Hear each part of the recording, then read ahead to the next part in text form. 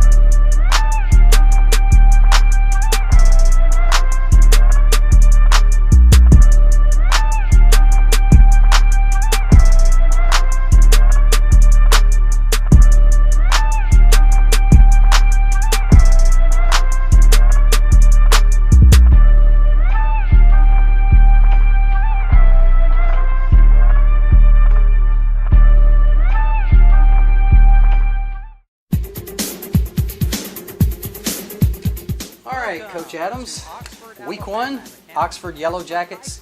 We knew they were going to be a really good team, especially with those 2 offensive linemen they had. Those guys were huge. Yeah, they really had good size in most spots on the field, which gave them some advantages. And I thought over the course of the game, I thought the size advantage really played a factor. Your team won the toss. You took it as usual, hoping to get the early score. Kickoff here, and one of the things that we missed seeing on Friday night was the ball in Kagan Campbell's hands on a return. Yeah, they kicked it to some other guys every time the other night, and that was probably by design to try to limit the amount of big plays that we can have. Offense struggling here in this first series, an opportunity missed right there, but this guy right here, and you had a few penalties as well as we can see right here, but this guy right here, this is third down here. Well, we missed the punt, but the punt, Jay Bramlett was awesome. Here's a big hit. Yes, Devontae Burrell delivered a really nice blow, and actually put the quarterback out for a little while. He sustained a rib injury, but he was able to come back in the game and finish out like a tough kid would. You know, your defense just looked amazing Friday night. They really came to play. Yeah, and they had to play a lot of snaps. You don't produce on offense. The defense has to stay out there for a long time. Probably longer than they should. And I thought while they were fresh, then they played really well. Yeah, you could tell they were wearing down a little bit in the second half, but that first half and for the most of the third quarter, they were really, really strong. But speaking of strong, the Oxford defense very strong as well. And here's a punt from Jay Bramlett, and boy, he was just really booming. Yeah, Jay and Cole Desai, the long snapper, really both those guys had very, very productive nights. And I don't think we allowed any punt return yards, and really flipped the field several times. And kept us in good field position for a large amount of the first half. Yeah, the first half you had some great field position deep in their territory, like you will right here. I don't know if this punt was deflected. I'm not sure if it was or if he just shanked it, but we take over in really good field position, and unfortunately can't make much of it. Nice little run there by Kagan. Jet sweep. About 5 or 6 on the jet sweep, and unfortunately we have a holding call on the second down on the screen, which backed us up out of field goal range, and really out of range to go for it on the fourth down also. Yeah, and of course when you've got your punter doing what he's doing this night, you want to take advantage of that too. But I know if you had been within range, you would have gone for it on fourth down. Yeah. We would like to keep that punt in the field of play there and not give it to them on the 20. We're trying to kill it down there inside the 10. But that's something Jay's still working on and trying to get better at each week. Now, going back to you said field goal range. What do you consider your field goal range? Really inside of the, kind of depending on the day, to be honest with you. Inside of the 20, we feel somewhat secure about. But once we get out around the 30, then we're probably in go for it kind of range there. Gotcha. Once again, your defense does a great job holding them. You get good field position again, but offense unable to capitalize. Yeah, couldn't get a first down. This ball actually ends up on the ground, but we came back up with it. We had a few get out, which is not a good sign. That's been something we've really taken a lot of pride in over the last few years, is taking care of the football. Right. Even though we only had one turnover the other night, we had a few balls that came out. So the end of the first quarter, and it's a defensive struggle. It says 7-0 there, but that's incorrect. It's 0-0 at the end of the first quarter. The defensive struggle continues. If you like defense, this was your football game. Yeah, I thought both defenses played really well. This was really the only big play that we gave up over the course of the night. Took made a good throw and catch on the post across the middle, changed field position. Right, and then after the big play, they didn't really do a whole lot with it from here, but we kept having the penalties that kept moving it down the field. The offsides here, and then we've got a pass interference right here that moved it even closer. Oh, that wasn't the pass interference. That was a nice play there. Yeah, that was Brandon Bishop. Nice play. They tried to double move him a little bit with a hitch and go kind of thing, and he did a good job covering it up. I was thinking of a different drive with a pass interference call.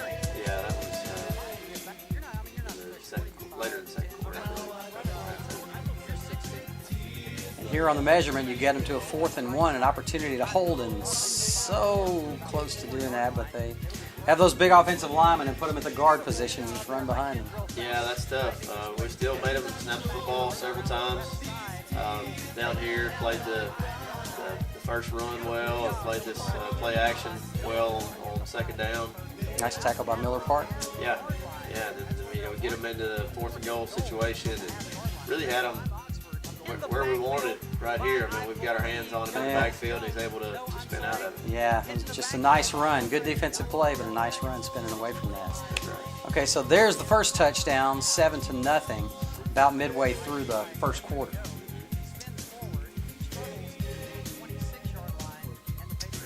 Kick it off to Andre G. We weren't really very productive on any of our return teams, punt return or kickoff return. And try to get a little screen, just to get it out in space a little bit. They do a good job of making the play on the perimeter. And then, once again, we're in a long yardage situation on 3rd down. So Jay comes back on the punt. I don't know if I mentioned this, but we named Jay the MVP because he really kept things going in the ballgame with the field position that he was giving you in the first half, especially. Yeah, I'd say he's very deserving of that. And, we had an opportunity to get a turnover on the punt team just there when the punt returner kind of mustered a little bit, but he was able to get the ball back.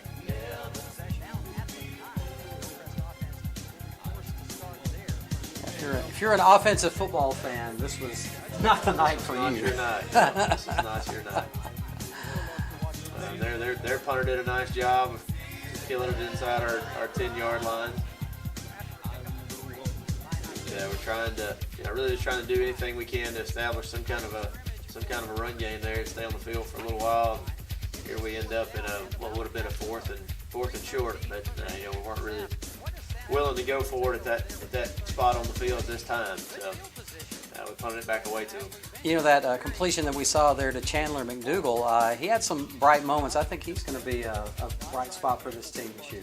Yeah, Chandler is a very, very tough football player. Just enjoys the contact part of the game, and I think you'll see him having a little bigger role moving forward.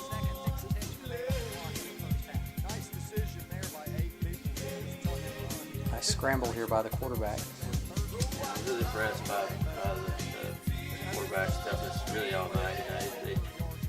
One of those kind of kids he doesn't look that great throwing the ball, but he gets the ball where it's got to go, and has some pretty speed. Here they get the quarterback sneak on 4th and short, and we thought we might have had him close, but had him down short of the first down. But that's not the way that the official spotted the ball. Right, here's the pass interference that I was referring to earlier. Yeah, I mean, that's one of those that really could have been called either way. Yeah. It just depends on what the official happens to see at that moment in time. And then, of course, the probably his best throw of the night. Yeah. And, we thought we were in a position to shut that play down, but it didn't work out for us. Now, this was tough. This was the backbreaker with 7 seconds left in the half. And Yeah. they scored the touchdown to go up by 2 scores in a defensive struggle, and it really becomes difficult to overcome that with a deficit like that in this kind of game. Yeah, that was at this point in the game, 2 scores seemed like a lot. We weren't by no means were we defeated at this point, but the way this game turned out, we didn't get many possessions. They stayed on the field for the majority of the whole game, but the second half also, and really didn't threaten them very much. Now, in a game like this, I know your team's not accustomed to being down at halftime. How do you change your approach with the team when you're talking to them at the half? You really don't, to be honest with you. If it's a competitive game, halftime is more or less the same each game. Maybe if you're up really big in a blowout, then it may be a little different in there. But you really just kind of talk about what you think you need to talk about, and try to adjust what you can, and hopefully you've already got some things adjusted as the first half went on. And here we come out of the second half and turn the ball over, and give it to them right there around the 40-yard line to start the second half. The interception, there was a blocking penalty on the return, so it backed it up significantly. Yeah. Which was good at the time, but by this time you could tell that your defense was starting to get a little bit tired here. I think that could be the case. They'd already played somewhere in the neighborhood of 50-something snaps by this time, which is more than you get in some entire games. Right. So, I thought they continued to. Well, they never stopped playing hard, that's for sure. Yeah.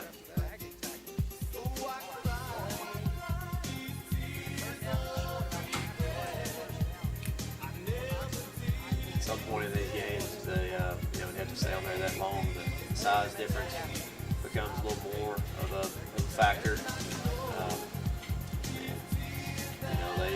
I thought they handled the heat really well. I didn't see their guys having much problem with it.